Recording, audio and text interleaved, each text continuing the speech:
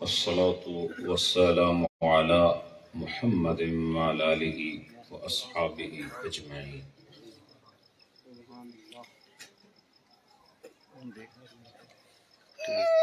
وتضحكون ولا تبكون. صدق الله مولانا العظيم.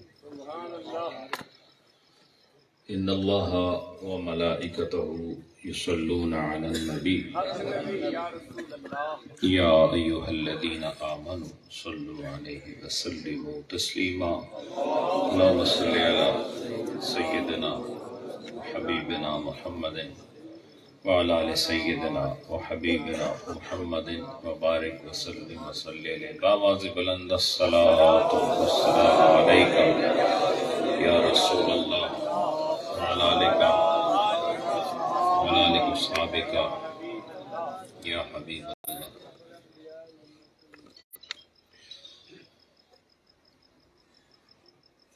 فخر سادات حضرت قبلہ پیر عطا اللہ شاہ بخاری مد ظلہ العالی وطال اللہ عمرہ، اور ہماری اہل سنت والجماعت کی صفوں میں منفرد معروف محبوب شخصیت حضرت علامہ محمد فاروق سعیدی مد ظلہ العالی سٹیج پر تشریف فرما، سادات اعظام،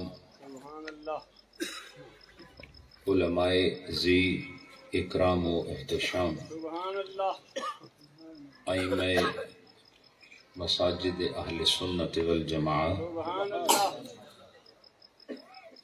نبی پاک کے دامن سے نسبت کا فیض حاصل کرنے والی عوام اہل سنت، آج سب سے پہلے اس اللہ کی حمد ہے جس نے ہمیں یہاں اکٹھا کیا ہے، اس نبی پر لاتعداد کروڑوں اربوں خربوں درود پاک جو رحمت بن کر آئے، رحمت دے رہے ہیں، رحمت کے ساتھ پھر ملیں گے، اور درود و سلام ہو ان کی آل پر، ان کے اصحاب پر، ان کی امت کے اولیاء اور علماء پر۔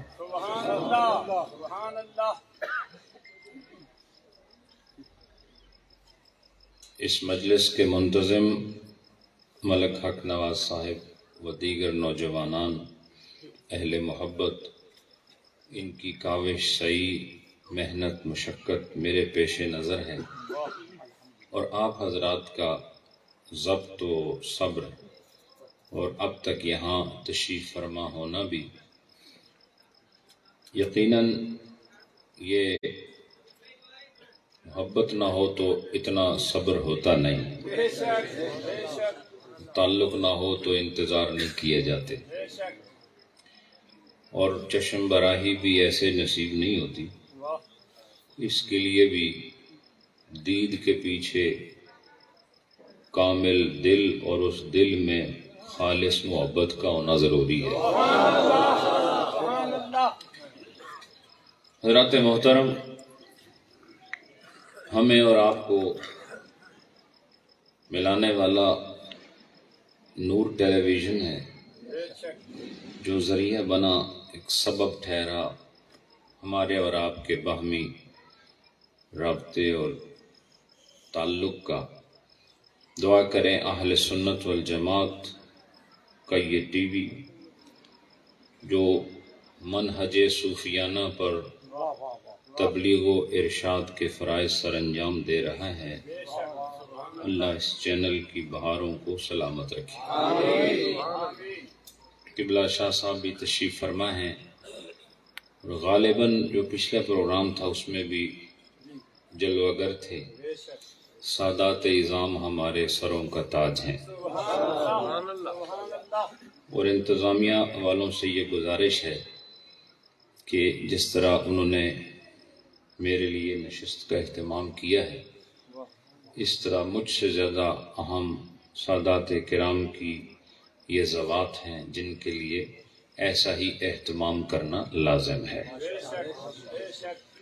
اللہ پاک اس پورے علاقے کو اپنی برکتوں کا حصار نصیب کرے اور ہمیں نبی پاک کی زلف منبری کی خوشبوؤں سے معطر ہونے کے لیے ذوق عاشقانہ نصیب فرمائے۔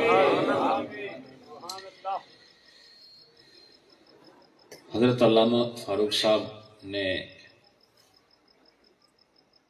ایک طویل خطاب کیا آپ کے سامنے، اور یقیناً یہ ایک عالم بھی ہیں اور خطیب بھی ہیں، اور میں نے جب ان کو دیکھا اس وقت تو مجھے یوں لگا کہ جیسے آپ کا چہرہ شناسا ہے اور یہ شناسائی بھی پرانی ہے۔ ہم دعا کرتے ہیں کہ آپ پھر تشریف لائیں برطانیہ، آپ کو انشاءاللہ میرے شیخ کے وہی جلوے اب بھی نظر آئیں گے۔ حضرات، میں نے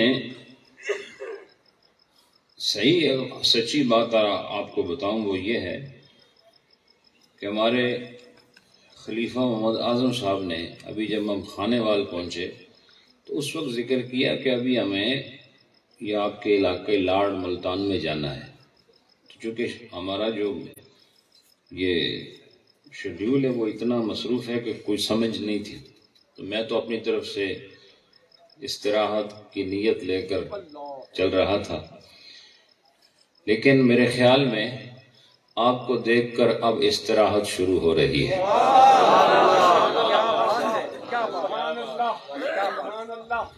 میں نے اپنے ماحول کے موافق راستے میں گاڑی کے اندر یہ مثنوی شریف کو کھولا اور سوچا کہ میں اپنے اہلیان لاڑ کو کیا بتاؤں، کیا سناؤں، تو الحمدللہ کوئی بھی موضوع کوشش یہی کرتا ہوں کہ اسے مثنوی شریف کے سینے سے ہی کھول کر بیان کیا جائے۔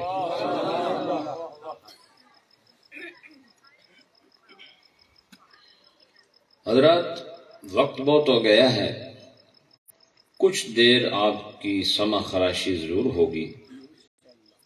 علامہ صاحب کو اللہ عزت و وقار مزید عطا فرمائے، انہوں نے آپ کو بہرحال بہت سارے انمول موتی پیش کیے ہیں اور آپ نے قبول بھی کیے ہیں، اور قبلہ شاہ صاحب کی زیارت سے بھی آپ شاد کام ہوتے رہے ہیں۔ یقیناً یہ بڑا تبرک ہے، بعض اوقات مجلس میں کوئی کلام ہو یا نہ ہو، کوئی چہرے والا آ جائے تو اس کا دیکھنا ہی کافی ہوتا ہے۔ سادات اعظام کی جو زیارت ہے یہ بھی ایک عظیم اور لائق تکریم دولت ہے۔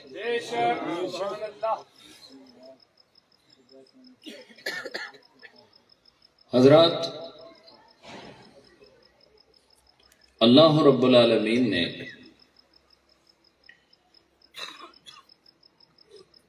کس شان نزول کے تحت اپنا کلام وارد فرمایا وہ ایک الگ موضوع ہے۔ میں ایک ٹکڑا آپ کے سامنے لے کر آیا ہوں جس میں اللہ رب العالمین فرماتا ہے وَتَضْحَكُونَ وَلَا تَبْكُونَ۔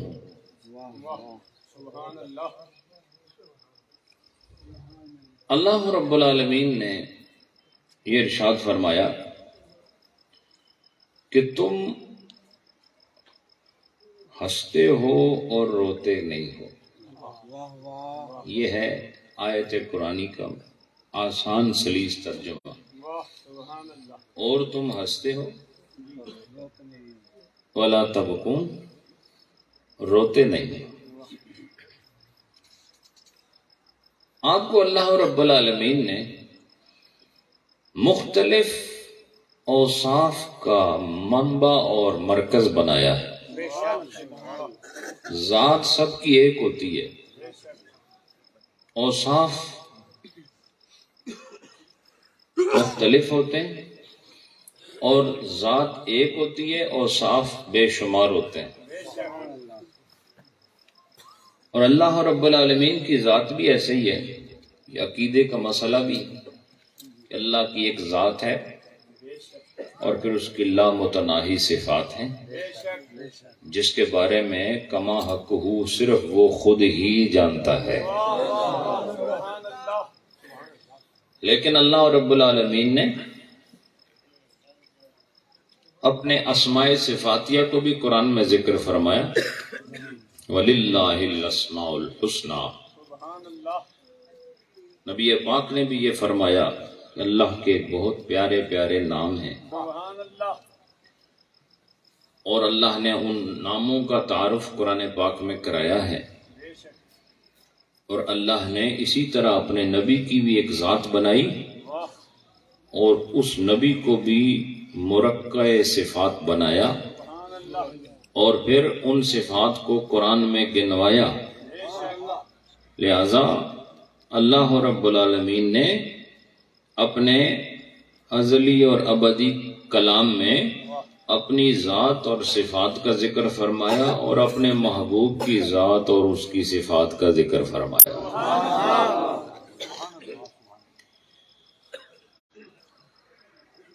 حضرات، ان صفات میں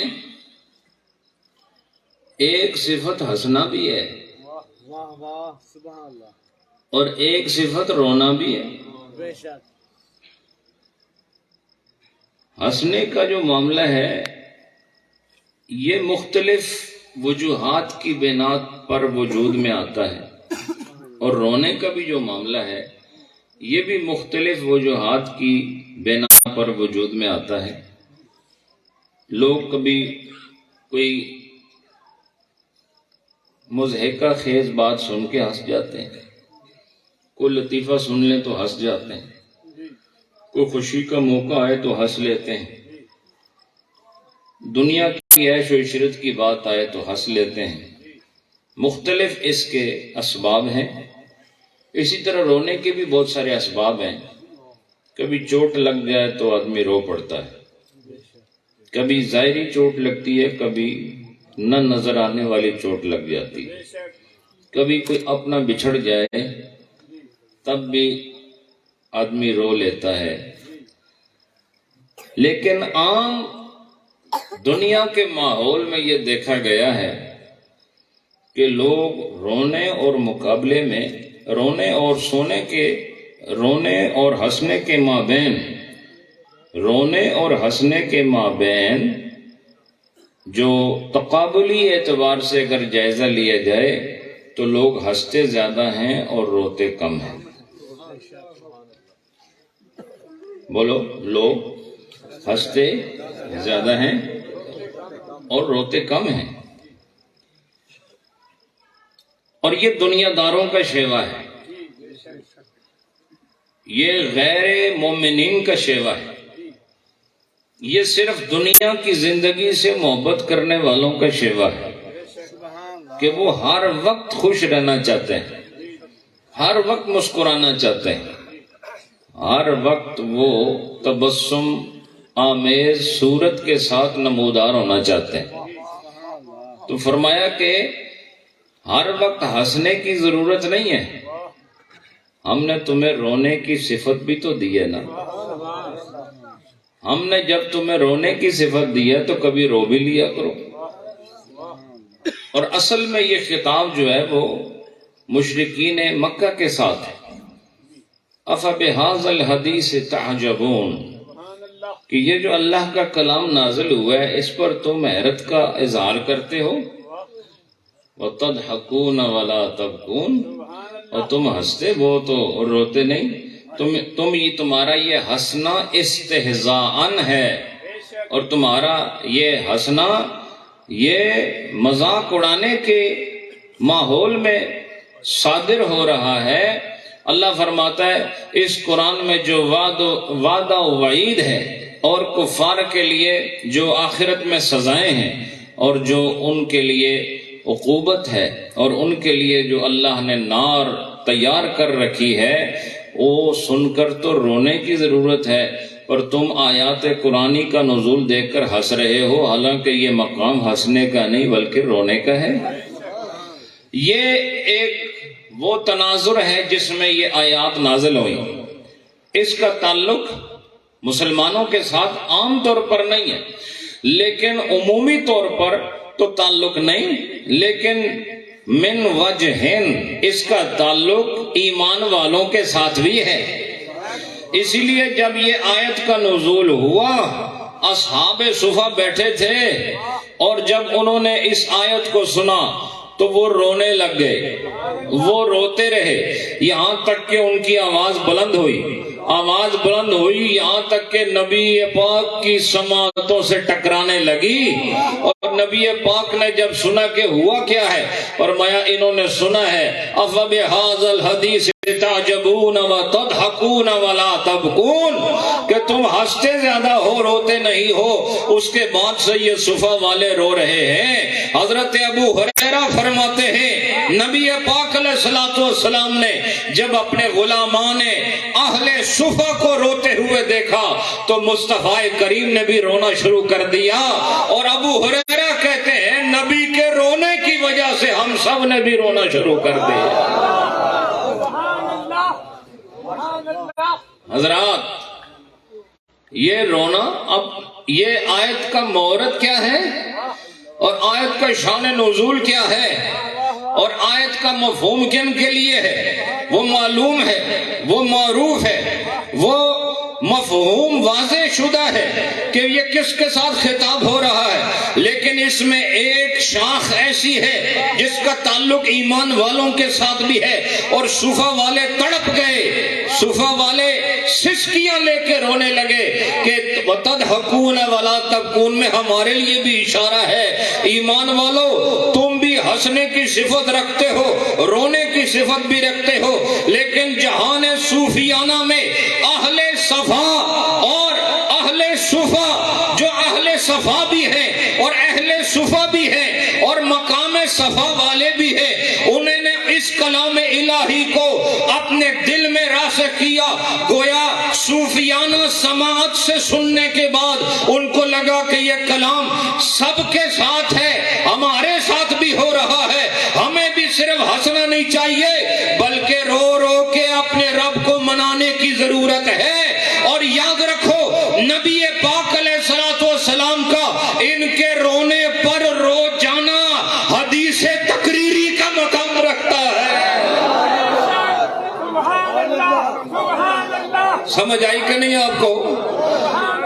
نبی پاک کا رونا ان کے رونے کے بعد اس بات کی سند ہے، اس بات کی تصدیق ہے کہ جس کے رونے پر محمد روئے ہیں، یہ رونا شریعت کا رونا ہے، یہ رونا طریقت کا رونا ہے۔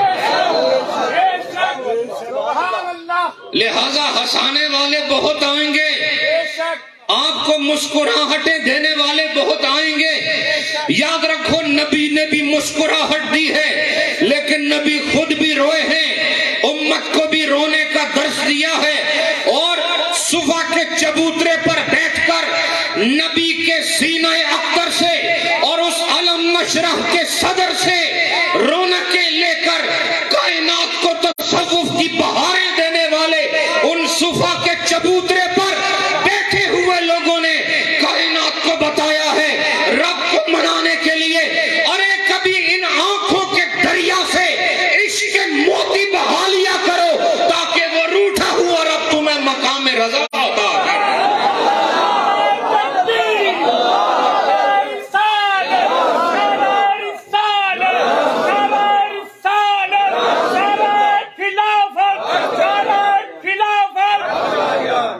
حضرات، تو چونکہ میں صوفی تو نہیں ہوں لیکن تعلق صوفیانہ ماحول سے تو ہے نا، اس لیے میں آج آپ کو رونے کا مقام سمجھانے آیا۔ رونے کا مقام سمجھانے آیا، اور اللہ پاک نے رونے والوں کا ذکر بھی قرآن میں کیا ہے، ان کے آنسوؤں کا ذکر کیا ہے، ان کے آنسوؤں کا ذکر اللہ نے قرآن میں کیا ہے۔ یاد رکھو اللہ رب العالمین نے تمہیں صفت ہنسنے کی بھی دی ہے، رونے کی بھی دی ہے، لیکن یاد رکھو جس آدمی نے رونا سیکھ لیا اس کو ہنسنے کا بھی سلیقہ آ ہی جائے گا۔ یہ جو ہر وقت ہنستے رہتے ہیں انہیں رونے کا سلیقہ نہیں، اور یہ قطعاً خطرے کی بات ہے۔ اور وہ جو رونا سیکھ گئے ہیں یہ وہ لوگ ہیں جنہیں ہنسنے کا سلیقہ بھی آ جائے گا، اور یہ وہ لوگ ہیں جو خطرے کی حدوں سے باہر نکل گئے ہیں۔ اللہ رب العالمین نے اپنے محبوب بندوں کو رلایا ہے، اور مجھے بتاؤ حضرت محمد الرسول اللہ سجدے میں جا کے روئے ہیں کہ نہیں؟ بولو نا، وہ نبی ہو کر روئے ہیں، وہ رسول ہو کر روئے ہیں، وہ رحمت سراپا ہو کر روئے ہیں، وہ اولین و آخرین کے امام ہو کر روئے ہیں، وہ ایسے روئے ہیں کہ ان کا رونا باقیوں کے لیے مسکراہٹوں کا سبب بن گیا ہے۔ اسی لیے فرمایا صوفی راتوں میں رو رہا ہوتا ہے، وہ اپنے آنکھوں کے دریا سے محبت کے موتی بہا رہا ہوتا ہے، اور رب العالمین کی بارگاہ میں اپنی عقیدتوں کے نذرانے پیش کر رہا ہوتا ہے۔ اس لیے کامل مرشد خود روتا ہے اور مرید کے لیے ہنسنے کا سامان کر جاتا ہے۔ حضرات یہ رونا کوئی معمولی کھیل نہیں ہے۔ جناب حضرت یحییٰ علیہ السلام نا تو سنیا ہوئے گا، بہرحال تہاڈی سریکی تے میں کو آمدی کوئی نہیں، لیکن پنجابی تھوڑی تھوڑی بہرحال تھوڑا تھوڑا گزارا کر گھننا۔ حضرات یحییٰ علیہ السلام کا نام سنا ہے آپ؟ یہ کون ہے؟ یہ وہ ہیں جن کے لیے حضرت زکریا علیہ السلام نے اللہ سے عرض کی تھی، ربی حبلی من لدنک ذریۃ طیبۃ انک سمیع الدعاء۔ یہ وہ ہیں جن کے لیے حضرت زکریا نے یہ دعا بھی مانگی تھی، فحبلی من لدنک ولیہ۔ سمجھے آپ؟ ایک ایسی دعا اللہ سے بیٹا مانگ رہے ہیں، ایسا بیٹا مانگ رہے ہیں جو وارث بننے کی صلاحیت رکھتا ہو، صرف بیٹا نہیں۔ تو اس وقت تسی بھی اللہ کو لو پتر منگ دے ہو، تو پتر وہ منگو جڑا وارث ہونے دی اہلیت رکھدا ہو۔ اگر وہ وارث نہیں بن سکتا تو یاد رکھو یہ آپ کے لیے مصیبت بھی بن سکتا ہے۔ اور کیا دعا کی تھی؟ ربی حبلی، اے اللہ عطا فرما ہمیں من لدنک، اپنی جناب سے، ذریۃً، ایسی اولاد، طیبۃً، جو ستھری اولاد ہو۔ کیا فرمایا؟ کیسی اولاد دے؟ سن دے ہو کہ نہیں؟ ایسی اولاد دے جو ستھری اولاد ہو۔ اولاد کا تقاضا صرف کافی نہیں بلکہ اس کا ستھرا ہونا بھی ضروری ہے، اور حضرت ابراہیم نے بھی یہی فرمایا تھا، ربی حبلی من الصالحین۔ اللہ اولاد تو چاہیے لیکن ایسی ویسی نہیں چاہیے، صالحین چاہیے۔ اور جب اللہ نے صالحین اولاد میں سے چناؤ کرنا چاہا اور اللہ نے جب اولاد عطا فرما دی تو یہی ابراہیم علیہ السلام ہمیں کہتے ہوئے نظر آ رہے ہیں، الحمدللہ الذی وہب لی علی الکبر اسماعیل و اسحاق ان ربی لسمیع الدعاء۔ اس رب کی حمد ہے جس نے مجھے اس بڑھاپے میں اسحاق جیسا اور اسماعیل جیسا بیٹا عطا فرمایا۔ کیسا بیٹا عطا فرمایا؟ اسحاق جیسا، وہ بھی خدا کا کیسا خوبصورت پیغمبر ہے۔ اور پھر اسماعیل جیسا کتنا خوبصورت پیغمبر ہے. اور دوسری طرف دیکھو ربی حبلی من لدنک ذریتاً، اے رب مجھے عطا فرما ایسی ذریت، ایسی اولاد طیبتاً جو پاک اولاد ہو. اور اللہ رب العالمین نے حضرت زکریا علیہ السلام کو بشارت دی کہ لو ہم تمہاری دعا کو قبول کر رہے ہیں. ادھر ہم کس کو عطا کر رہے ہیں؟ وہاں ابراہیم علیہ السلام کا ذکر ہے جس میں اسحاق کی پیدائش کی بات ہے، جس میں حضرت اسماعیل کی پیدائش کی بات ہے، اور ساتھ میں اقرار ہے ان ربی لسمیع الدعاء، میرے رب نے میری دعا کو قبول کیا. کیسا قبول کیا؟ فرمایا اولاد مانگی تھی، صالح مانگی تھی، اولاد عطا فرمائی، اور صالح اولاد عطا فرمائی. اور ادھر ربی حبلی من لدنک ذریۃ طیبۃ، ایسی ذریت جو طیبۃ کے منزل پر فائز ہو، وہ ذریت ہمیں ضرورت ہے. فرمایا ہم تمہیں تمہاری ذریت کا افتخار یحییٰ کی صورت میں دے رہے ہیں، اور یہ ایسا افتخار ہے کہ وہ نماز پڑھ رہے ہیں، اور نماز پڑھتے ہوئے اتنا روتے ہیں، اتنا روتے ہیں، گریا در گریا در گریا، آنسو در آنسو در آنسو، آہو بکا کی ایک ناتمام منزل ہے. اللہ کے حضور کھڑے ہو رہے ہیں، ہاتھ باندھے ہوئے ہیں، رو رہے ہیں، اور ہمیں بتایا گیا ہے وہ اتنا روئے کہ ان کے یہ گال زخمی ہو گئے تھے، ان کے یہ رخسار مبارک رونے کی وجہ سے. آنسو نمکین ہوتا ہے، آنسو نمکین ہوتا ہے، اور یہ اگر مسلسل بہتے رہیں تو زخمی کر دیتے ہیں، یہ زخمی کر دیتے ہیں. تو گویا ایسا بھی آپ نے کوئی زخمی دیکھا ہے جس کے دل کا زخم اس کے گال پہ نظر آ رہا ہے، جس کی روح کا زخم ہمیں اس کے پاکیزہ نورانی چہرے پر نظر آ رہا ہے. یہ ہے کون ہے؟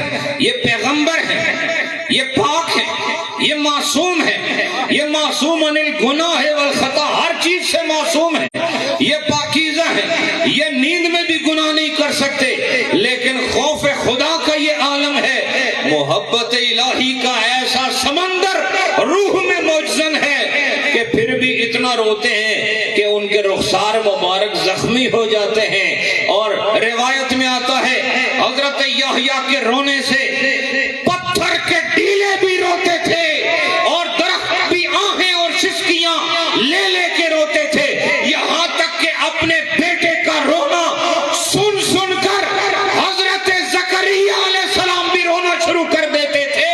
ہم نے کائنات میں ایسا بیٹا نہیں دیکھا جس کی آہو بکا سے اس کا والد بھی رو پڑا. ہمارے لوگ کب روتے ہیں؟ اماں فوت ہو گئی ہے، کیوں رو رہے ہیں؟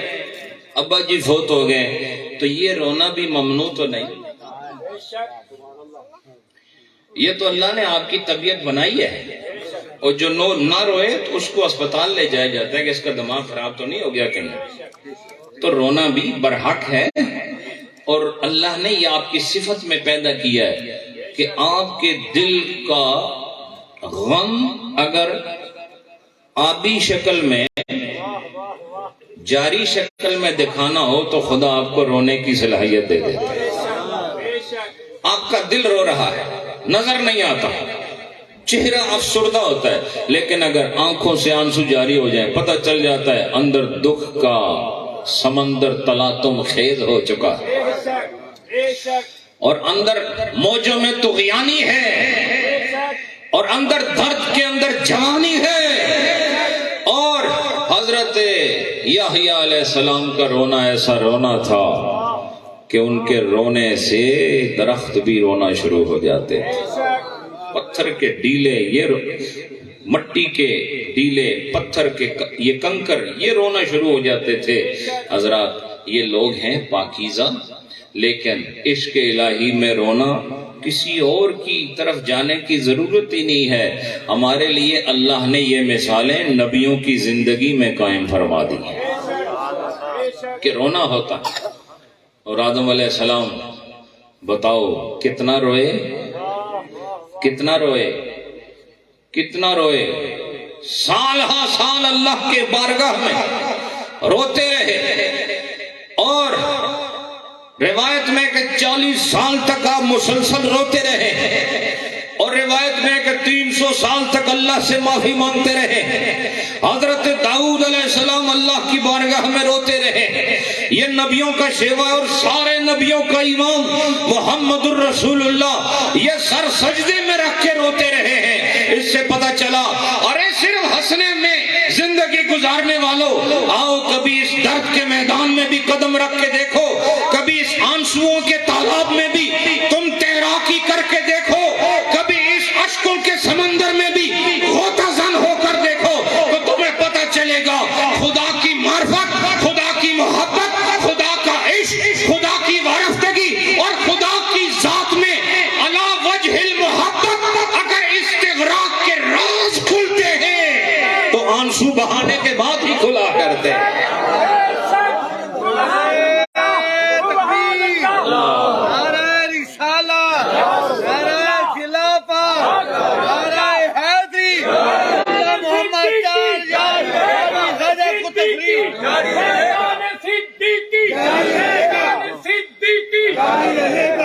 حضرات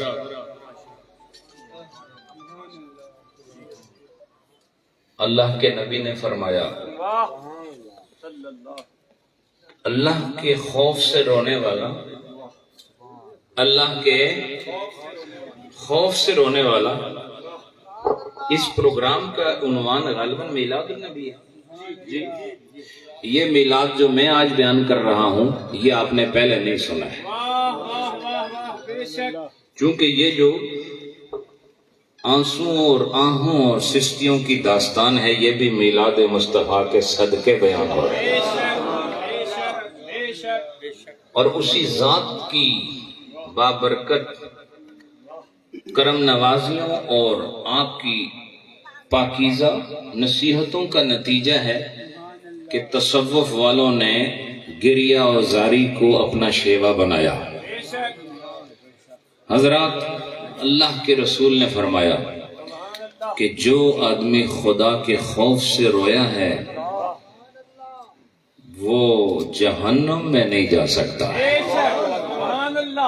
ترمذی شریف کی روایت ہے, وہ جہنم میں نہیں جا سکتا ہے یہاں تک کہ دودھ تھنوں میں واپس نہ چلا جائے. یہ آپ دیکھیں ذرا میرے نبی کے کلام میں معانی و مفاہیم کیسے سر اٹھا رہے ہیں,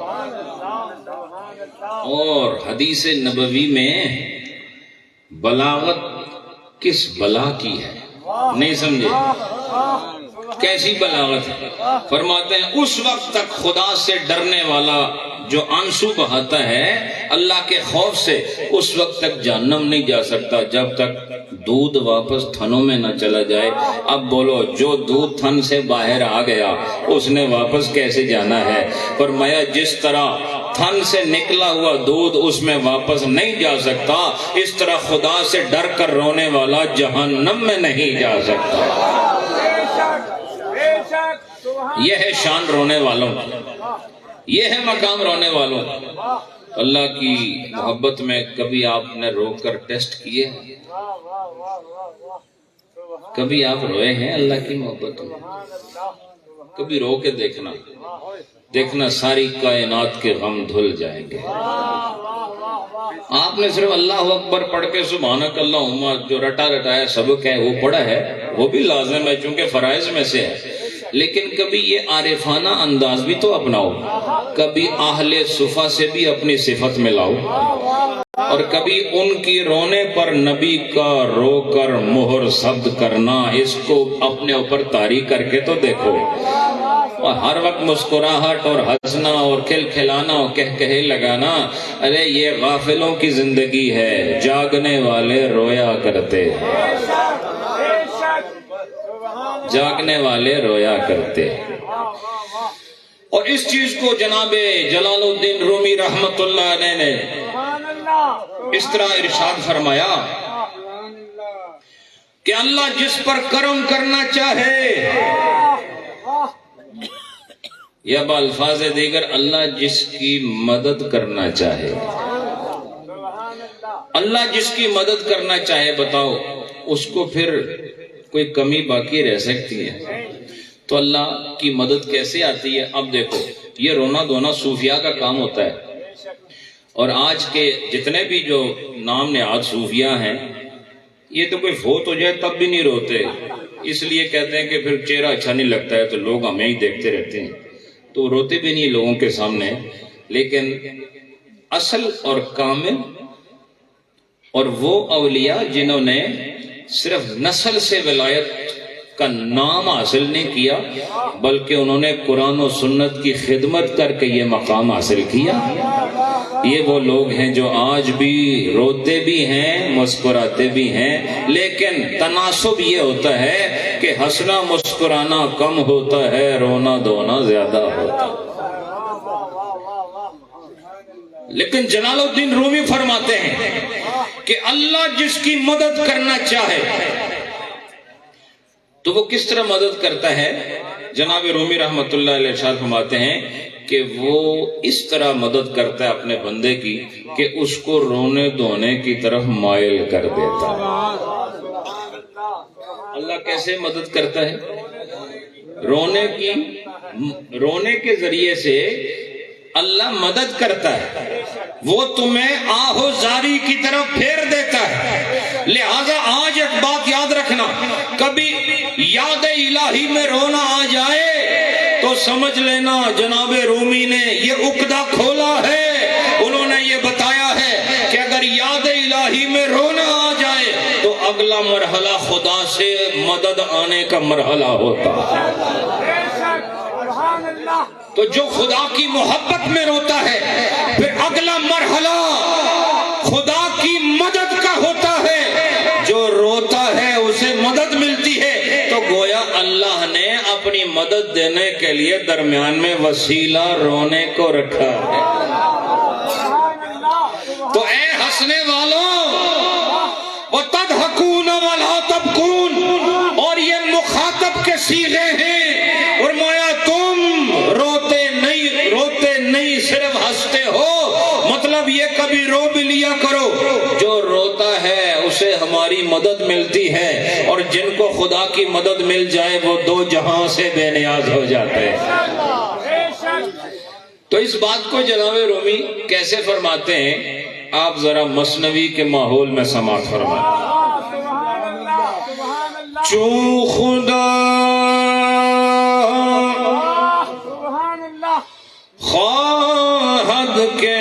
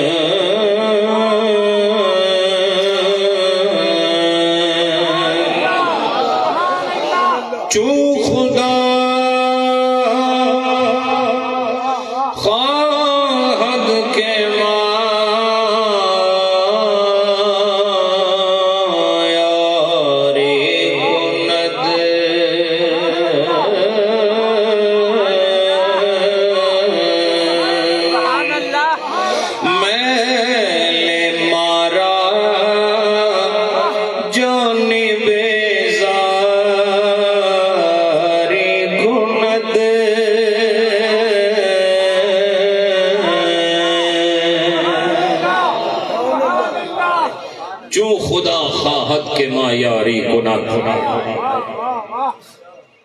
حضرات آپ نے لفظ یار تو سنا، یہ فارسی کا لفظ ہے، فارسی کی لغت سے اس کا تعلق یار، اور جو یار ہوتا ہے اس میں یاری ہوتی ہے، تو آپ کو یار کا معنی بھی معلوم ہونا چاہیے۔ یار کہتے ہیں مدد کرنے والے کو، مدد کرنے والے کو یار کہتے ہیں۔ اور یاری کہتے ہیں مدد کو. لہذا یار سب لوگوں نے بنائے ہوئے، لیکن اصل یار وہ ہوتا ہے جو مشکل وقت میں مدد کرے. تو جو اصل وقت میں مدد کرے وہ اصل یار ہے. اور ہم یہ بتانا چاہتے ہیں اللہ کے ولی اصل میں تمہارے یار ہیں کہ مشکل وقت میں تمہاری مدد کرتے ہیں. مشکل وقت یہ نہیں جو دنیا کا معاملہ ہے، جو خدا کا ہو جائے اور جو اندر سے مصطفیٰ کا ہو جائے اور جس کے چہرے میں جلوہ خداوندی کی رونقیں بس جائے، یہ حشر کے میدان میں تمہاری مدد کرنے والے ہیں. یہ اصل یار ہیں. اور یار ہوتا ہی وہ ہے جو مشکل وقت میں کام آئے. اور انگریز نے بھی یہ کہا a friend in need is a friend indeed. فرمایا وہ دوست ہوتا ہے جو واقعتاً ضرورت کے وقت کام آ جائے. حضرات اگر اپنے وقت پر کام نہ ہو تو پھر اس کا فائدہ کوئی نہیں سمجھے آپ. مثلا آپ نے اپنے دوست سے رقم مانگی کہ مجھے رقم دو، میں نے اپنے بھائی کا آپریشن کرانا ہے اور اس کے دل کا مسئلہ ہے. تو وہ کہتا ہے کہ پیسے ہوں اس کے پاس پھر بھی انکار کرے، تو وہ آپ کو بر وقت رقم نہ دے اور اللہ نہ کرے کسی کا بھائی چل بسے اس بیماری میں، اور وہ جب چل بسے پھر یہ اس کے گھر آ کے کہے اب میں تمہاری مدد کرتا ہوں، تو اس کو یار کہہ سکتے ہو چونکہ اس نے وقت پر مدد نہیں کی. وہ سن بھی رہے ہو کیسے بیٹھے ہو؟ وقت پر مدد نہیں کی. تو ہمارے ایک مامو جان وہ فرمایا کرتے تھے کہ لڑائی کے بعد اگر مکہ یاد آئے نا تو اپنے سر اتے ماریا کو. نہیں سمجھے؟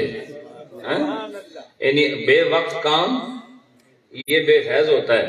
لڑائی مک گئی، جڑا کھاڑا سی ختم ہو گیا، پہلوان ٹور گیا، ہوں تو یاد ہے ایک موقع رہندا سی جے تو فرماتے ہوں رہندا ہے اپنے سر تے مار. سمجھ آئی کہ نہیں؟ اس لیے یار وہ ہوتا ہے جو بر وقت آپ کی مدد کرتا ہے. اور وقت کی قدر وہ جانتے ہیں جو اہل وقت ہیں، جو صاحبان وقت ہیں، جو سربراہان وقت ہیں. اور سربراہان وقت وہ نہیں ہوتا جو وزارت کی کرسی پر بیٹھتا ہے. اللہ کے بندے یہ وہ لوگ ہیں کہ زمین کسی کی بھی ہو خدا نے ان کی ملکیت میں دی ہوتی ہے. اللہ نے ان کو وارث زمین بنایا ہوتا ہے. اور اللہ فرماتا ہے کہ میں اپنے بندوں میں سے جسے چاہتا ہوں زمین کا وارث بناتا ہوں. لہذا اس زمین کے وارث چاہے کوئی بھی ہو کاغذوں کے لحاظ سے، اللہ کے ولی جہاں بھی ہو وہ زمین انہی کی ہوتی ہے. اور ان کی اس لیے ہوتی ہے کہ وہ لے کر نہیں جاتے، اس لیے ہوتی ہے کہ وہاں کھڑے ہو کے قیام کرتے ہیں، وہاں سجدہ کرتے ہیں، خدا کی عبادت کرتے ہیں.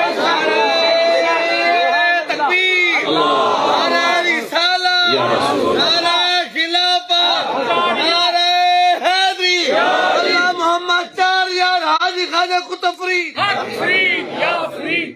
اللہ حضرات. تو رومی صاحب نے کیا فرمایا؟ فرمایا جس ویلے اللہ کسی دی مدد کرنا چاہے تو کیا کردا ہے؟ انہوں رونے دا ٹنگ اور چیز ہے، انہوں رونے دا موقع دے دیتا ہے، وہ رونا شروع ہو جاتا ہے. اور یہ رونا اس کا خلق کے سامنے نہیں ہوتا، خالق کے سامنے ہوتا.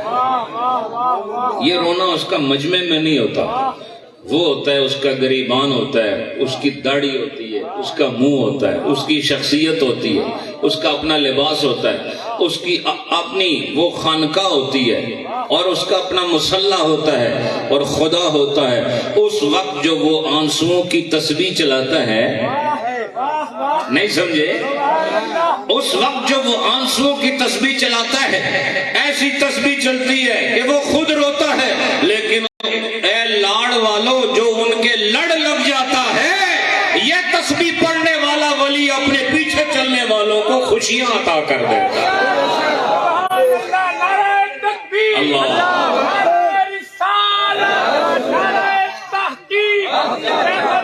حضرت خواجہ پیر محمد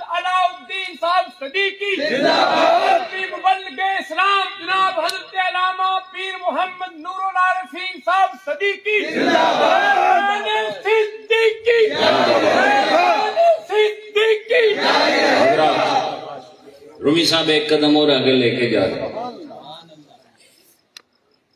نبی پاک علیہ الصلوۃ والسلام تشریف لائے دنیا میں تو دنیا اسی رنگ اور مستی کے جہان میں محو تھی، خالق کو بھولی ہوئی تھی، اور وہ لوگ جنہیں رونے کا سلیقہ نہیں تھا، میرے نبی نے عشق خدا کی ایسی آنچ دی کہ اس آنچ سے ابال آیا، اس ابال سے بھاپ اٹھی، بھاپ پھر آنسوں میں بدلی اور آنکھوں کے ذریعے ظاہر ہو گئی۔ سمجھ آئی کہ نہیں آ؟ اس لیے ایسے آنسو نہیں آتے، بڑی ہانڈی کے نیچے آگ جلانی پڑتی ہے، جب آگ جلتی ہے پھر ابال آتا ہے، ابال کے بعد پھر بھاپ آتی ہے، وہ بھاپ پھر نظروں کے راستے ظاہر ہو جاتی ہے۔ تو گویا عشق الہی میں آنچ کا ہونا ضروری ہے، جلنا ضروری ہے، اور جلنے کے بغیر آنسوؤں کا وجود ممکن نہیں ہے، اور اس جلنے کا نام عشق ہے، اور جسے عشق نصیب ہو جائے یاد رکھو انہیں ہنسنے میں وہ سرور نہیں ملتا جو رونے میں ملا کرتا۔ اب رومی رحمت اللہ علیہ فرماتے عجب بات ہے، یہ رو رہے، مقصد کیا ہے؟ رومی صاحب نے فرمایا اصل اس کی یہ ہے کہ یہ جو صوفیاء ہے نا، یہ جو بھی کام کرتے ہیں نہ اس کا آغاز دیکھتے ہیں نہ اس کا وسط دیکھتے ہیں، وہ اس کا انجام دیکھتے ہیں۔ سمجھے گا نہیں؟ مثلاً آپ آئے، آپ نے تو یہ دیکھا نا کہ جلسہ ہو رہا ہے، ہم نے جانا ہے، ٹینٹ لگا ہوا ہے، سٹیج سجا ہوا ہے، علماء کی پر نور زیارت ہو رہی ہے، لوگ آئے ہوئے ہیں، یہ تو جلسہ چل رہا ہے۔ لیکن اگر کوئی صوفی آئے گا وہ یہ دیکھے گا جب یہ سب کچھ ہو جائے گا تو آخر میں ملے گا کیا؟ کبھی آپ بھی اس نیت سے آئیں تو پھر آپ کو پتہ چلے کہ جلسوں میں جانے کا مقصد کیا ہوتا ہے۔ اور یہی بات ہے، فرمایا نماز بھی ایسے ہی ہے، وہ نہ آغاز کا فکر نہ اس کے وسط کا فکر، وہ یہ دیکھتے ہیں جب ہو جائے گی تو پھر ہوگا کیا، ہوگا کیا۔ اور فرماتے ہیں یہ رونا بھی تو کوئی عمل ہے، وہ یہ نہیں دیکھتے کہ رونا آیا کیسے، رونے کا عمل کیسے ہوا، کتنی دیر روتے رہے، کتنے دن روتے رہے، کتنے مہینے روتے رہے، کتنے سال روتے رہے، وہ یہ دیکھتے ہیں کہ رونے کا آخر ہوگا کیا، اس کا آخر ہوگا کیا۔ تو رومی صاحب فرماتے ہیں کہ کامل بندہ ہوتا ہی وہ ہے جو آخر بین ہو۔ کیا ہو؟ آخر بین، آخر دیکھنے والا، آخر دیکھنے والا۔ آپ لوگ ابتدا دیکھتے ہیں، ظاہری رونق دیکھتے ہیں، اہتمام دیکھتے ہیں، انتہا دیکھو۔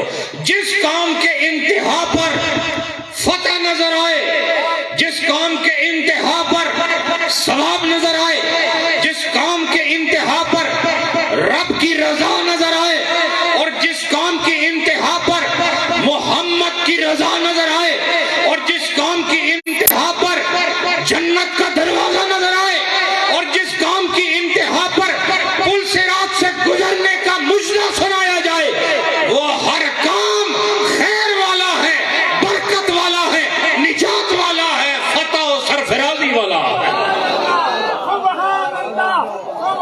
لہذا اگر آپ گناہ کر رہے ہیں نا، اگر آخر بین ہو جاؤ تو گناہ نہیں کرو گے، نہیں سمجھے؟ انتہا پر اگر غور کرو گے تو گناہ چھوڑ دو گے۔ کیوں؟ چونکہ لذت کا تعلق پہلے سے ہے، لذت کا تعلق وسط میں ہے، لیکن انتہا پر کیا ہوتا ہے؟ انتہا پر خدا کی ناراضگی ہوتی ہے۔ لہذا جو آخر بین ہو جائے، اپنے قول اور فعل کے آخری مرحلے پر اپنی توجہ کو مرکوز کر سکے، یہ بندہ آخر بین بن جاتا ہے۔ اور جو بندہ آخر بین بن جائے اس کے لیے یوم الدین میں آسانیاں ہی آسانیاں ہوں۔ حضرات اب اس بات کو بھی سمجھانے کے لیے وہ رونے کی طرف واپس جاتا ہوں۔ رومی صاحب فرماتے ہیں 60 سال رو رہے، 50 سال رو رہے ہیں، تو اس کا آخر کیا ہے؟ رونے کا نتیجہ کیا ہے؟ رونے کا نتیجہ کیا ہے؟ تو رومی صاحب فرماتے ہیں رونے کا نتیجہ یہ ہے کہ جس نے یہاں رویا اور رونے کا عمل مکمل کر لیا، پھر جب یہ جہان ختم ہو جائے گا پھر ہمیشہ کے لیے مسکراتا ہے۔ اور اگر اس خاص تناظر میں اس کا مفہوم مخالف لیا جائے تو مطلب یہ بنے گا کہ جو یہاں ہنستا رہا اسے وہاں رونا پڑے گا، جو یہاں ہنستا رہا اسے وہاں رونا پڑے گا، اور جو یہاں روتا رہا وہ ہنستا ہی رہے گا۔ فرماتے ہیں آخر اس کا بہت اچھا ہے رونے کا، اور ہنسنے کا آخر بڑا بیکار۔ رونے کا آخر بڑا حسین ہے، اور ہنسنے مسکرانے ہر وقت اور کہہ کہے لگانے کا آخر بڑا بیکار ہے۔ اور کیا فرمایا؟ اعتبار کس چیز کا ہے؟ اعتبار خواتین کا ہے۔ اعتبار کس کا ہے؟ یعنی کسی شے کے بارے میں یہ جاننا ہو کہ یہ چنگی ہے یا پیڑی ہے، سونی ہے یا کوجی ہے، تو کہا اس کے آخر پہ غور کرو، آخر پہ غور کرو۔ اب مثلا ایک شوگر کا مریض ہے تو اس کو آم بڑا اچھا لگتا ہے، تو شوگر والے مریض نو کوئی چیزاں چنگیاں لگتی ہیں جڑی مٹھیاں ہوں، جی یہ بھی تو ایک نفس دی شرارت ہے جی۔ تو جب وہ کھاتا ہے بڑا لذیذ ہے، اس کے لیے بھی میٹھا ہے، تو جنہیں شوگر نہیں ہے اس واسطے بھی میٹھا ہے۔ اب یہ کھا رہا ہے، آغاز اچھا ہے، وسط بھی اچھا ہے، کھا لیا، انجام برا ہے۔ کیا؟ انجام برا ہے۔ اب کیا ہوگا؟ اس کے بلڈ میں شوگر لیولز ہائی ہو جائیں گے، اور پھر اس کا جو لبلبا پینکریاز ہے اس کو زیادہ انسولین انجیکٹ کرنی پڑے گی، اور اس کے اندر پہلے سے ہی جان نہیں ہے، اسی لیے تو اس کو شوگر ہوئی ہے، تو لہٰذا اس نے یہ دیکھا کہ آم میٹھا ہے، بس یہ دیکھ کے بھاگ گیا، یا یہ کہا کہ آم کی سیل لگی ہوئی ہے اور فوراً جا کے 2 پیٹیاں اٹھا لایا اور کھانے لگ گیا، ذائقہ بھی آ رہا ہے، خوش بھی ہو رہا ہے، لیکن اس کا انجام برا ہے، آخر اس کا بیکار ہے۔ ابتدا وسط تو بڑے اچھے نظر آ رہے ہیں، اس لیے فرمایا بعض اوقات گناہ بھی اپنے ظاہر کے اعتبار سے اور ارتکاب کے لحاظ سے لذیذ نظر آتے ہیں، لیکن اس کی انتہا میں بڑی ہی تباہی ہے، بڑی بربادی ہے، خدا کی ناراضگی ہے۔ تو رومی صاحب نے کیا فرمایا؟ رونے کا فائدہ یہ ہے، رونے کا فائدہ یہ ہے کہ آخر میں خدا تمہیں مسکراہٹوں کے ساتھ قبر میں اتارے گا۔ جاؤ دیکھو اللہ کے ولیوں کو، واقعی جو اللہ کے ولی ہیں وہ جس طرح زندگی میں ان کا چہرہ دیکھو تو خدا یاد آتا ہے، جب وہ اپنی آخری آرام گاہ کی طرف لے جائے جا رہے ہوتے ہیں اور تم ان کا آخری دیدار کر رہے ہوتے ہو، اس وقت بھی ان کے چہرے پر وہی رونق ہوتی ہے جو ظاہری حیات میں ان کے چہرے پر ہوتی تھی۔ کیوں؟ کہ انہوں نے رونے کو شیوا بنایا، اب یہ مسکراہٹوں کا مرحلہ آ چکا ہے، اب یہ حشر تک مسکراتا رہے گا اور جنت میں مسکراتا رہے گا۔ تو رومی صاحب نے کیا فرمایا؟ از پہ ہر گریہ آخر خندائیست۔ کیا خوبصورت شعر، میں ترنم میں بھی سناتا ہوں، ذرا تحت لفظ میں سن لیں۔ از پہ ہر گریہ آخر خندائیست، مرد آخر بھی مبارک بندائیست۔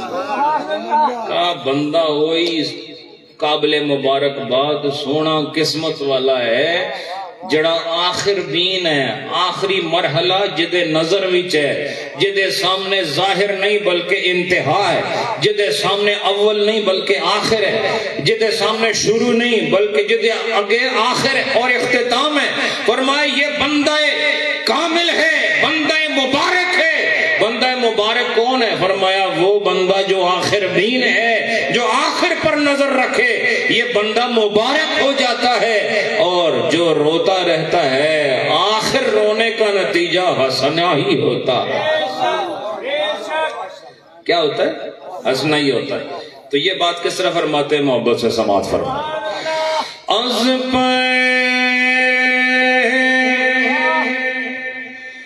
ہر گریا آخر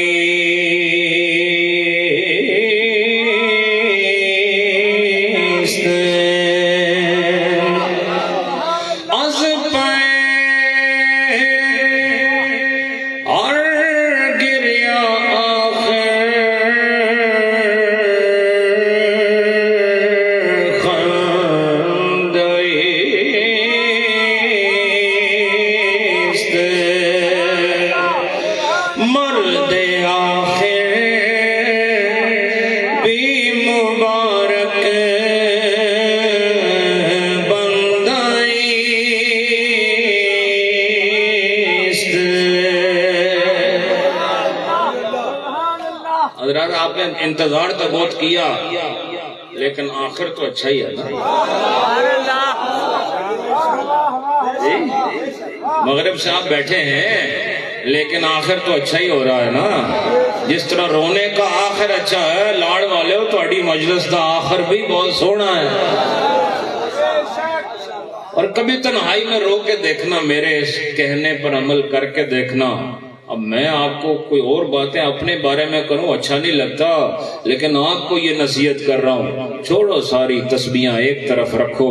کبھی آپ رات کی تنہائی میں سسکیاں لے کے رو کے تو دیکھو، صبح اٹھو گے تو عجب نشاط آمیز ماحول میں اٹھو گے، عجب بشاشت کے ساتھ اٹھو گے، عجب تازگی کے ساتھ اٹھو گے۔ اس لیے یاد رکھو، اندر کا جہان دھونے کے لیے صرف آنکھ کا پانی چاہیے، آنکھ کا پانی چاہیے۔ اندر کا جہان کنویں کے پانی سے صاف نہیں ہو سکتا، یہ کنواں تمہارے اندر ہے۔ عجب بات ہے، اگر ظاہر دھونا ہو علامہ صاحب تو کنویں سے باہر پانی نکالنا پڑتا ہے، اور باطن دھونا ہو تو اپنے اندر سے پانی باہر نکالنا پڑتا ہے۔ نہیں سمجھے؟ یہ عجب معاملہ ہے بھائی، یہ عجب بات ہے۔ کنواں بھی تہاڈے اندر ہے، تے پھر جدو تہاڈے اندر ہی خوہ بھی ہے، ڈول بھی ہے، رسی بھی ہے، تے کیوں نہیں کٹ دے پانی تاکہ اندر صاف ہو جائے۔ اگر تو کنواں نہ ہوتا پھر پریشانی کی بات تھی، اور کنواں ہے، یقین کرو آج رات ہی تم آزما لینا، تمہیں اپنے اندر کنواں ابلتا ہوا نظر آئے گا، تمہیں ہلچل کرتا ہوا نظر آئے گا۔ اور کنویں میں لہریں نہیں ہوتی، لیکن روح کے کنویں میں بھی تمہیں لہریں نظر آئے گی۔ تم دیکھنا وہاں تلاطم خیز موجیں نہیں ہوتی، لیکن روح کے کنویں میں، یہ بئر قلبی میں تمہیں تلاطم خیز موجیں نظر آئیں گی۔ تم آج رات تنہا ہو کے، قبلہ روح ہو کے، ذرا اس دل کی سوئی کو اللہ کی جانب موڑ کر ذرا تم آنچ دینا نا محبت کی، دیکھو ابال آئے گا۔ ابال آیا تو تیری آنکھوں سے اس راز کا اظہار ہو جائے گا۔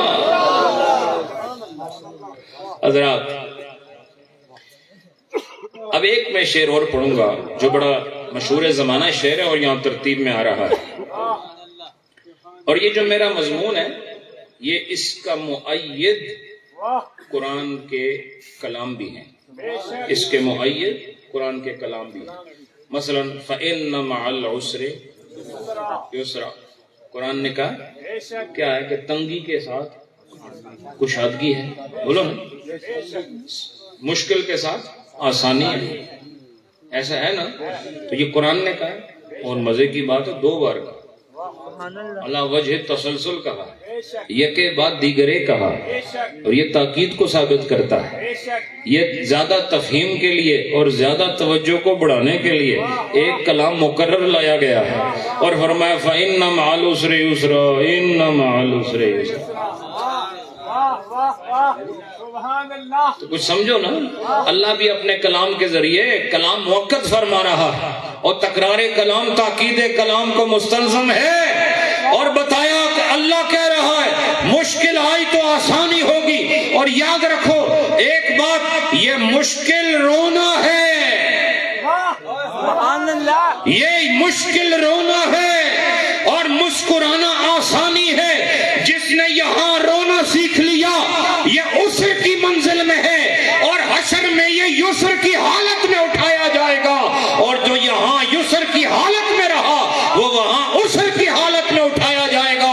اے نبی پر ایمان لانے والوں، اے تصوف کے جہان سے تعلق رکھنے والوں، اے اپنے آپ کو قادری، نقشبندی، سہروردی اور چشتی، ابو العلائی اور نہ جانے کیا کیا کہنے والوں، یہ صرف نام سے بات نہیں بنے گی، ذرا آنسوؤں کی تسبیح چلاؤ تاکہ پتہ چلے تم جہان صوفیانہ سے تعلق رکھتے ہیں۔ سبحان اللہ، سبحان اللہ، سبحان اللہ۔ حضرات میری آواز سب کو آ رہی ہے؟ بے شک، بے شک آ رہی ہے نا کہ نہیں؟ آ رہی ہے۔ اور سے سنیں، جو آدمی نقشبندی ہے، چشتی ہے، قادری ہے، سہروردی ہے، جو مرضی ہے، بے شک، لیکن اس کی آنکھ نے ابھی تک ٹپکنا نہیں سیکھا، اللہ اکبر۔ اس کی جو حالت ایسی ہو گئی ہے کہ یہ جام چشم ابھی تک چھلکا نہیں، اور ابھی تک یہ بادۂ طریقت اس کی آنکھوں سے ظاہر نہیں ہوئی، اور تنہائیوں میں محبوب کو منانے کا سلیقہ آیا نہیں۔ یہ کون سی طریقت ہے بھائی؟ بے شک، یہ کون سی طریقت ہے؟ اور اللہ والوں کی طریقت یہی ہوتی ہے، وَيَبِيتُونَ لِرَبِّهِمْ سُجَّدًا وَقِيَامًا۔ یہ رات گزارتے ہیں سجدے اور قیام میں۔ بے شک، اور میں نے ابھی آپ کو بتایا حضرت یحییٰ علیہ السلام کے بارے میں، سن رہے ہو کہ نہیں؟ آپ کو آواز آ رہی ہے؟ حضرت یحییٰ علیہ السلام نماز کی حالت میں روتے تھے جب درخت بھی ان کے ساتھ روتے۔ بے شک، سمجھ آئی آپ؟ اب ایک مشہور زمانہ شعر رومی رحمت اللہ علیہ جو بالکل اس کے ساتھ آیا ہے، اور جو علامہ صاحب کو پتہ ہے، مجھے پتہ ہے کہ ان کو پتہ ہے، سبحان اللہ۔ تھوڑا میں نہیں پتا کہ تمہیں کچھ پتہ ہے کہ نہیں، پر یہ میں پتہ ہے کہ انہوں نے پتہ ہے۔ سبحان اللہ، سبحان اللہ۔ حضرات، رومی صاحب نے فرمایا ہم آنسوں کی بات کر رہے ہیں، اب وہ ایک اتنی خوبصورت بات کرنے لگے ہیں کہ میں کہتا ہوں اگر آپ نے اسے گوشے محبت سے سن لیا تو یہ ایک جملہ آپ کی زندگی کو بدل سکتا ہے۔ وہ فرماتے ہیں کہ جہاں پانی ہو وہاں سبزہ اگ ہی آتا ہے۔ نہیں سمجھے؟ کہ جتھے پانی ہوئے اتھے پھر کوئی کاش کوئی گھاس کو تنکے پیدا ہو ہی جاتے ہیں۔ تو فرمایا جہاں پانی نہ ہو، جہاں نمی نہ ہو، وہاں سرسبزی نظر نہیں آتی۔ تو فرمایا اللہ والے تو ان کے چہرے دیکھ کے ایک تقریر کے ذریعے کہہ دیتا ہے ان کا منہ دیکھو تو خدا یاد آ جاتا ہے، یہ ایسے خدا یاد نہیں آتا، یہ اصل میں ان کے چہرے کی سرسبزی اور شادابی ہے جو نمی کی وجہ سے آئی، اور یہ نمی پانی کی نہیں، آنسوؤں کی نمی ہے۔ یہ آنسوؤں کی نمی ہے جس کی وجہ سے یہ سبزہ اگایا، اور ہمیں کھیت و کھلیان خوبصورت نظر آ رہا ہے، باغ و بہار نظر آ رہی ہے۔ فرمایا وجہ یہ ہے کہ جہاں پر نمی ہوتی ہے اور جہاں پانی ہوتا ہے وہاں سبزہ ہوتا ہے، اور فرمایا جہاں پر چلتے پھرتے آنسو نظر آئیں وہاں خدا کی رحمت ہوتی ہے۔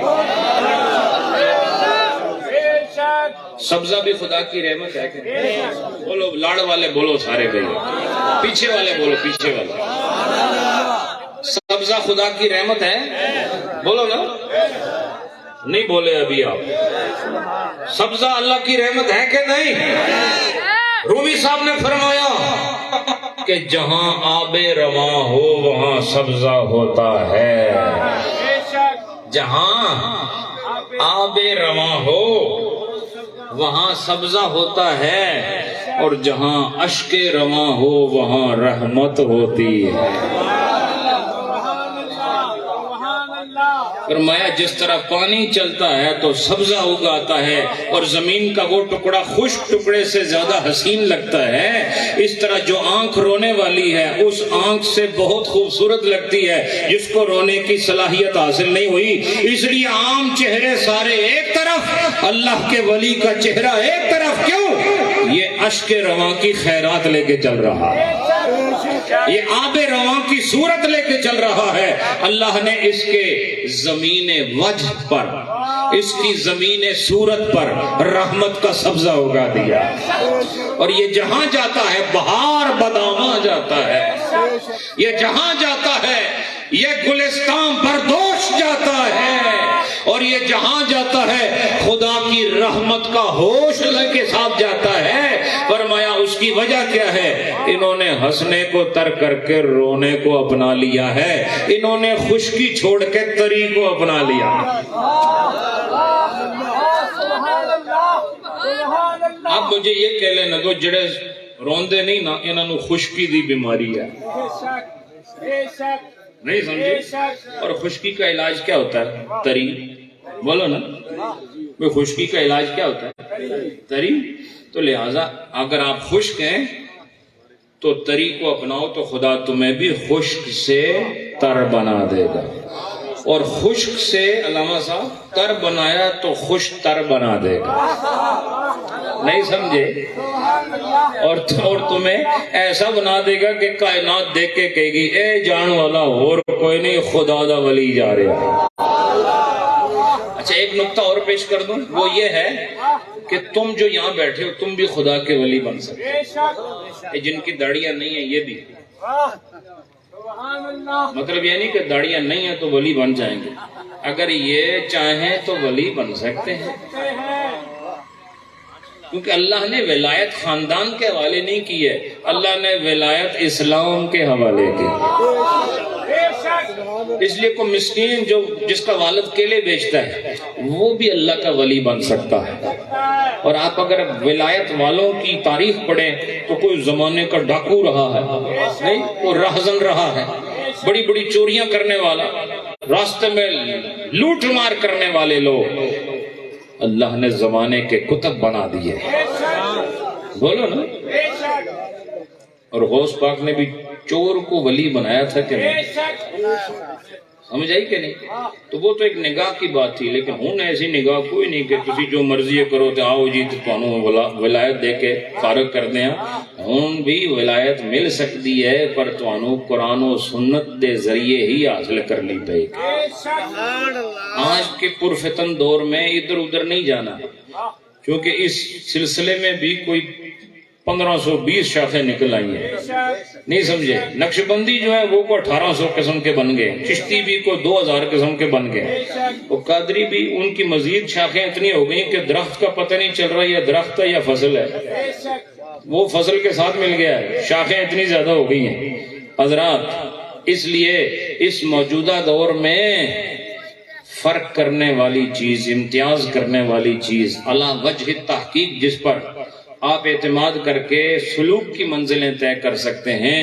میں واللہ آپ کو صحیح بات کر رہا ہوں، قرآن کے اندر حدیث کے اندر پورے سلوک کا پورا سبق موجود ہے. لیکن قرآن اس سے پڑھنا جو صرف قاری قرآن نہ ہو بلکہ عاشق رسول بھی ہو، اور حدیث اس سے پڑھنا جو صرف بخاری کا حافظ نہ ہو بلکہ آل بیت کا غلام بھی ہو، صحابہ کرام کا خادم بھی ہو. سمجھ آئی آپ کو؟ اور میں آخری جملہ کہہ دوں، وہ یہ ہے کہ اس کے پیچھے چلنا جس کو یہ کہنے میں فخر محسوس ہوتا ہو کہ اعلیٰ حضرت میرے امام ہیں. سمجھ آئی کہ نہیں آپ؟ یہ حرف آخر ہے، حد فاصل ہے، یہ امتیاز کر لیے حد تمیز ہے.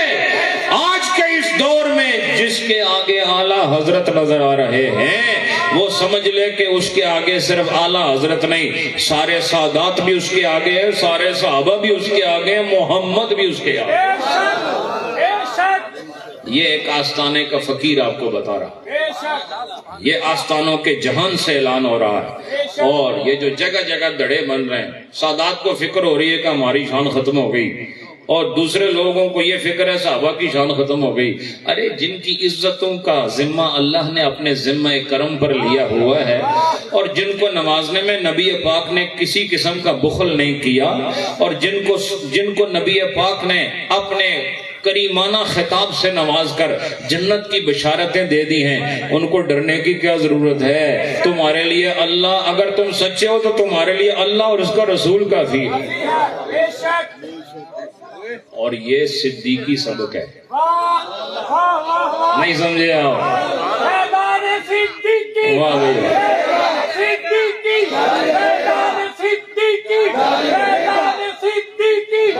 جب اللہ کے نبی نے پوچھا گھر واسطے کے چھوڑ کے آئے ہو تو صدیقی سبق کے سی اللہ دے نبی نو کے آخیا.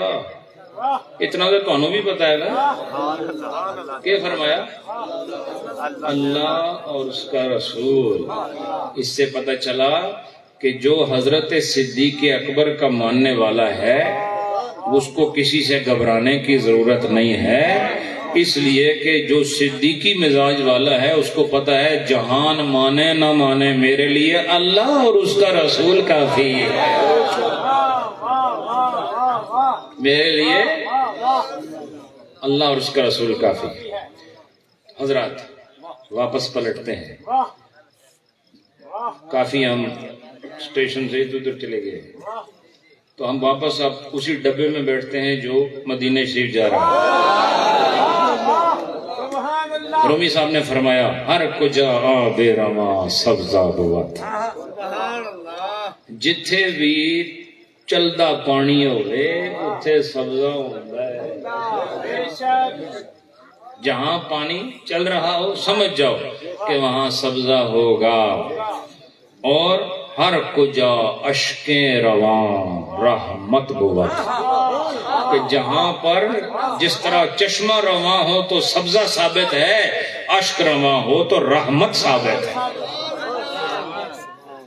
چشمہ رواں ہو تو سبزہ ثابت ہے اور اشک رواں ہو تو رحمت ثابت ہے. لہذا سبزہ بھی ثابت ہو گیا، رحمت بھی ثابت ہو گیا. ادھر بھی چشمہ ہے ادھر بھی چشمہ ہے، ادھر زمین کا چشمہ ہے ادھر دل کا چشمہ. ہر کجا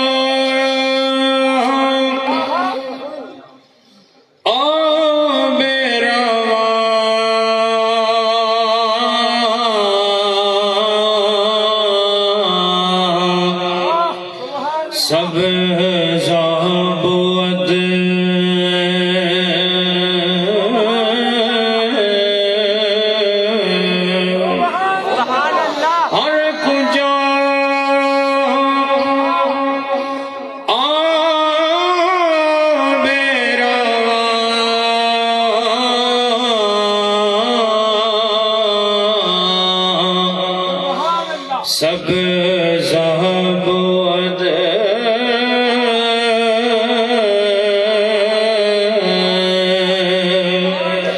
ہر کو جا عشق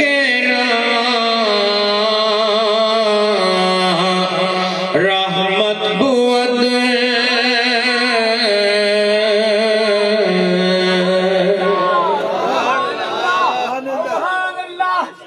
وَتَضْحَكُونَ وَلَا تَبْكُونَ. حضرات اگر آپ تصوف کی کتابیں پڑھیں گے تو وہاں باقاعدہ باب ملیں گے آپ کو گریہ وزاری کے، رونے کے بارے میں. اور میں ایک چیز اور کہہ دوں علامہ صاحب کی موجودگی کا فائدہ اٹھاتے ہوئے، میں اس لیے یہ باتیں کر رہا ہوں کہ میرے سب سامعین ہیں، لیکن میرے تمام سامعین میں ان کا مقام منفرد اس لیے ہے کہ یہ اس ماحول سے باخبر شخصیت ہے، اور ان کو بھی پتہ ہے کہ میں کوئی ایسی کمزور بات نہیں کر رہا، یہ وہ بات ہے دنیا کے ہر سٹیج پہ سینہ تان کے کی جا سکے۔ اور میں یہ بھی کہنا چاہتا ہوں کہ میں صرف سونے چاندی کے نوالے کھا کے پیر نہیں بنا ہوں، میں نے باقاعدہ مدرسوں کی دال کھائی ہے، سمجھ آئیے آپ؟ تو یہ جو آپ سن رہے ہیں نا، یہ دال کا یہ حال ہے، گوشت ابھی میں نے نہیں بتایا آپ کو، ٹھیک ہے؟ یہ دال آپ کو کھلا رہا ہوں ابھی۔ اب اللہ کے نبی نے کیا فرمایا؟ جس ویلے اللہ کو منگو تو رویا کرو۔ یہ تو تساں سنیا ہوئے گا، سنیا کہ نہیں؟ جس ویلے اللہ کو منگو تو کس طرح منگنا ہے؟ رویا، رو کے منگو۔ تو نبی نو پتہ سی کوئی ایسے بھی ہوں گے رونا انہوں نے آمدہ ہی کوئی نہیں ہے۔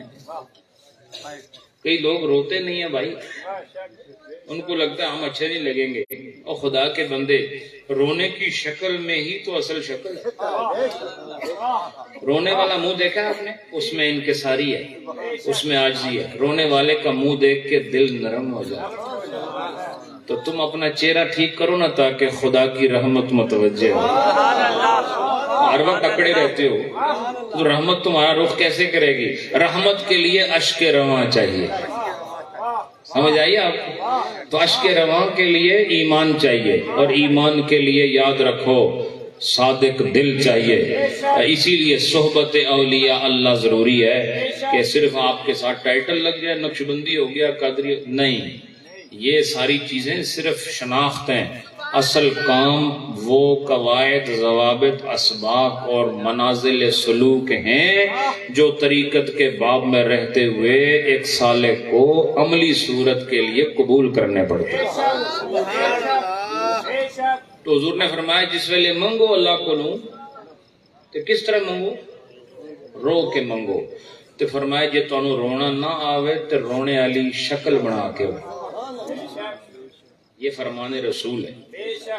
اس کا مطلب ہے رونا تو کوئی چیز ہے نا، لیکن اللہ والے مانگے یا نہ مانگے بس اس کا تصور کر کے رو پڑتے۔ ان لوگوں کی مانگ کیسی ہوگی جو بغیر مانگے رو رہے؟ یہ مانگنے پر آئے تو انہیں کیا کیا نہ ملے گا۔ تمہیں حکم ہے مانگو تو رو لو، پہلے مانگتے ہو تو رو لو، لیکن وہ لوگ جو مانگنا نہیں چاہتے صرف رو رہے ہیں، یہ مانگنے پر آئے تو نہ جانے کیا کچھ ہو جائے۔ اللہ سب کی خیریت کرے۔ بہت دیر ہو گئی ہے، بہت دیر ہو گئی ہے، لیکن ابھی بھی دیر نہیں ہوئی، ہمیں انسان بن جانا چاہیے۔ نہیں سمجھے؟ یہ دیر تو صرف 1:15 بجے جو ٹائم ہوا ہے، یہ دیر اور دیر ہے، لیکن دوسری طرف دیکھیں تو ابھی بھی دیر نہیں ہوئی، کیونکہ اللہ نے در توبہ کھلا رکھا ہوا ہے، رحمت کے دروازے کشادہ رکھے ہوئے ہیں، اور وہ کہتا رہتا ہے واپس آ جاؤ، واپس آ جاؤ۔ جس طرح پتہ نا بچہ بگڑا ہو تو گھر سے باہر میں جا رہا ہوں تو پیچھے ماں کہتے رہتی پتر واپس آ جا، نہیں سمجھے؟ تو ایک ماں کے دل میں اتنی محبت ہے کہ وہ جانے والے کو بلا رہی ہے، تو جس نے ماں کو خود پیدا کیا ہے اس کا مقام کیا ہو؟ وہ کہتا واپس آ جا، واپس آ جا۔